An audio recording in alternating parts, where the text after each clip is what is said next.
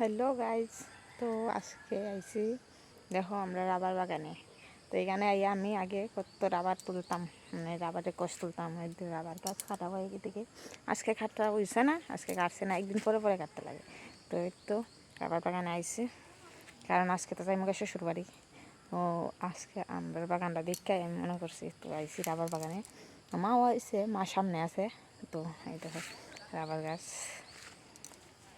তো আবার পরে না, এখন তো বিয়ে গেছে, ওখানে আইও না। আজকে কাটা হয়েছে না, কালকে কাটা হয়েছিল। একটু বাবা হারে এই দেখো, এই দেখো এনে খারাপ হয়। আর এই দেখো যাক করে। তো চলো সামনে যাই, তা করবো। আর তখন এই রাবার বাগানে হওয়া হয় না, কারণ 15-20 দিন হয়েছে বাড়িতে আইসি, কিন্তু একদিনও আইসি না রাবার বাগানে।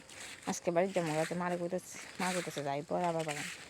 আমিও যাইনি, চলো কি তাই মা আইলাম আর কি। আবার কবে আইম বাড়ি রাবার বাগানে, তো আগে করতে আইতাম, এখন তো আই না।